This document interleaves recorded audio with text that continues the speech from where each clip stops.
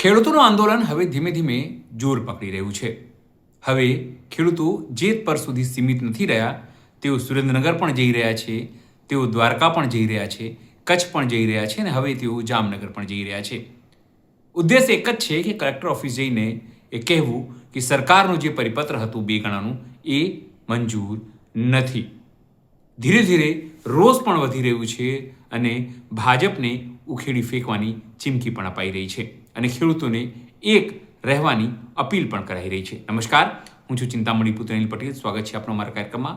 આવો સાંભળીએ ખેડૂત આગેવાન અત્યારે જામનગરની રેલીને લઈને શું કહી રહ્યા છે. જય જવાન જય કિસાન. મિત્રો, જામનગર જિલ્લામાં ખેડૂત મહારેલીનું આયોજન તારીખ 31/7/2026 શુક્રવાર, સમય સવારે 10 કલાકે. તો બહોળી સંખ્યામાં ખેડૂત ભાઈઓ પધારવા જાહેર આમંત્રણ. મિત્રો, મોરબી જિલ્લાના જેતપર ગામથી ખેડૂત ભાઈઓ તથા બહેનો બહોળી સંખ્યામાં પધારવાના હોય, તેમજ જામનગર ઉદ્યોગમાંથી આ ખેડૂતોને સમર્થન આપવા ભાઈઓ તથા બહેનો પધારવાના હોય.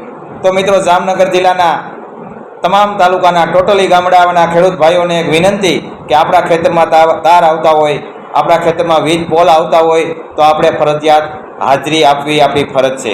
તો મિત્રો, ચાલો સૌ સાથે મળી મોટી સંખ્યામાં એકત્રિત થઈએ અને જામનગર જિલ્લાના વિરલબાગથી કલેક્ટર કચેરીએ આપણે કલેક્ટર સાહેબને આવેદનપત્ર આપવાનું હોય. આ આવેદનપત્ર સરકારની માનીતી કંપનીઓના હિતમાં જે સરકારે પરિપત્ર જાહેર કર્યો છે તે નાબૂદ કરવા બાબતે આપણે એકત્રિત થવાનું હોય, રેલી કાઢવાની હોય.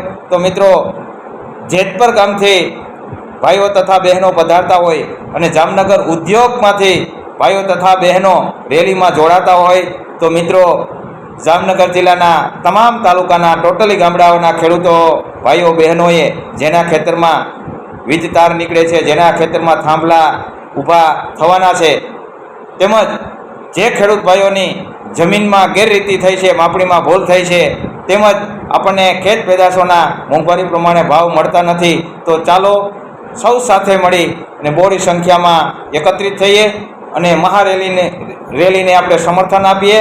મિત્રો, જામનગર જિલ્લાના તમામ તાલુકાના ખેડૂત ભાઈઓ બહેનોને એક વિનંતી કે જેતપરની ટીમ આવતી હોય ત્યાંથી ભાઈઓ બહેનો પધારતા હોય, જામનગર ઉદ્યોગમાંથી ભાઈઓ બહેનો પધારતા હોય તો મિત્રો, આપણે ખેડૂત ભાઈઓએ જે ખેડૂતોના ખેતરમાં તાર થાંભલા આવે છે તેને ફરજિયાત હાજરી આપવી જોઈએ અને સૌ પોતાના ગામમાંથી જેના ખેતરમાં તાર થાંભલા નથી આવતા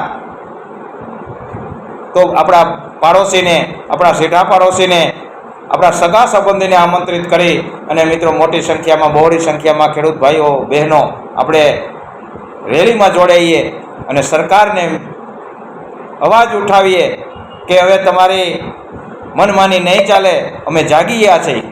મિત્રો, આપણી એકતા ઊભી થઈ છે, આપણે સંગઠિત થઈ ગયા છીએ.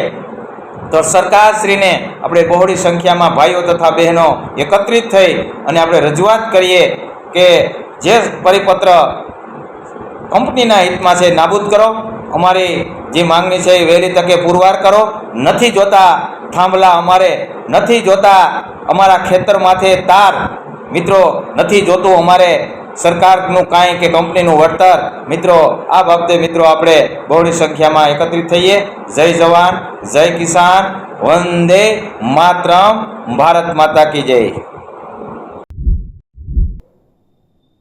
જે રીતે ખેડૂતો નારાજ થયા છે અને સરકારનું વળતર યોજના તેઓએ નામંજૂર કરી છે તેને આપ શું વિચારો છો જરૂરથી અમારા કોમેન્ટ બોક્સમાં કોમેન્ટ કરજો. એ સિવાય અમારી યુટ્યુબ ચેનલ લાઈક કરો, સબસ્ક્રાઇબ કરો, બેલ આઇકન દબાવો, સાથે અમારા નવા ઇન્સ્ટા પેજ અને ફેસબુક પેજને પણ તમે લાઈક કરો, શેર કરો અને ફોલો કરો. અત્યારે માટે બસ આટલું જ. નમસ્કાર.